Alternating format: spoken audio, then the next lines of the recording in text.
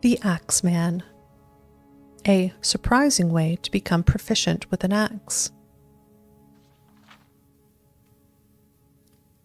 Of all the members of the Morag Tong I've spoken with, none disturbed me as much as Minas Torek, a quiet and reserved man who never drank, never visited a brothel, or even uttered a curse. He was famous for his ability to make people disappear. Once a person was targeted by the Brotherhood, and Torek was sent to them, they would simply cease to be. I asked him once what his weapon of choice was, and was equally startled by his answer. "I only likes to use axes," he said in his typical quiet voice. The image of this silent, dour fellow attacking anyone with a weapon as inherently bloody and violent as an axe so frightened and intrigued me that I questioned him about it further. This is an inherently dangerous activity, for assassins are not typically keen to give out their stories. Torek did not mind the questions, though it took some time to get the full story out of him, as naturally shy and reserved as he was. It seemed that Torek had been orphaned at a very young age, and sent to live with his uncle, a salt rice plantation owner in Chiagorad in northern Vardenfell. The man promised to show his nephew the business and eventually make him a partner when he was old enough. In the meantime, the boy was put to work as his uncle's house servant.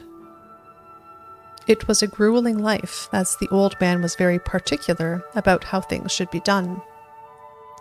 The boy was first required to give all the floors in the house a thorough scouring from the attic to the cellar.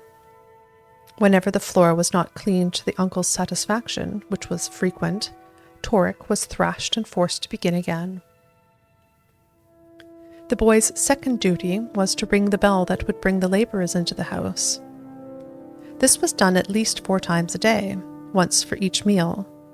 But if his uncle had any news or additional instructions for the laborers, which he frequently did, the bell might need to be sounded 12 times or more. It was a huge iron bell in the tower, and the boy quickly discovered that he had to throw his entire body into the motion of pulling the chain in order to have it sound loud enough to bring everyone in from the field. If he was tired and did not pull the back-breaking chain hard enough, his uncle was soon at his side to beat him until he rang the bell loud and clear. Torek's third task was dusting all the shelves in his uncle's vast library. As deep and old as the shelves were, he was required to work with a long, heavy duster on a rod. The only way that he could reach to the back of the shelves was to hold the duster at his shoulder and then swing it out in a sweeping motion. Again, if the uncle saw any dust left over, or felt that the boy was not working as hard as he ought to, the punishment was swift and severe. After several years, Minas Torek grew into a young man, but his job responsibilities were not increased. His uncle promised to teach him the business once Torek had demonstrated his mastery of his servile assignments. Divorced from any knowledge of any work other than his own, Torek never knew how badly in debt his uncle was and how poorly the farm's yield was. In his 18th year, Torek was called into the cellar by his uncle. He thought that he had not done a good enough job scouring the floor down there, and was frightened of the beating to come. What he found, however, was his uncle packing his goods into crates. "I'm leaving Morrowind," he explained. "The business has gone sour, so I thought I'd try my luck running a caravan in Skyrim. I understand there's good money to be made trading fake Dwemer artifacts to the Nords and Cyrodiils. I wish I could take you with me, my lad, but there won't be much need for scouring, bell-pulling, and dusting where I'm going." "But uncle," said Torek, "I can't read. I knows nothing of the business you promised to teach me. What wills I do's on my own?" "I'm certain you can find a job in some domestic capacity," shrugged the uncle. "I've done my best with you." Torek had never stood up to his uncle before, and felt no anger, only a sort of coldness that gripped his heart. Among his uncle's possessions being packed away was an old, heavy iron axe, allegedly of Dwemer manufacture. He picked it up in his hands and was surprised to find that it was not much heavier than his dusting rod.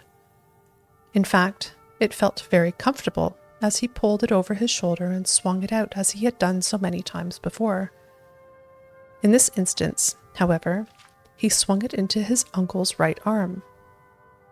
The old man screamed with pain and rage, but for some reason, Torek didn't feel frightened anymore. He propped the axe against his other shoulder and swung it out again. It cut a swath across the old man's chest, and he fell to the floor. Torek hesitated before lifting the axe above his head. It was another natural position for him, like he was ringing a bell. Over and over again, he swung down as if he was calling the laborers in from the field, except that this time there was no sound except for a wet thump, and no laborers came in from the field. Of course, his uncle had sent them away hours before. After a time, there was nothing left of his uncle that couldn't be washed down the cellar drain. The process of cleaning up came easily to Torek as well. Blood scrubbed up much quicker than the usual grime and salt rice flour that littered the cellar floor. It was well known that Torek's uncle was planning to leave Morrowind, so his disappearance provoked no suspicion. The house and all the belongings were sold to the debt collectors, but Torek took the axe. It seemed that his uncle had given him some worthwhile business skills after all.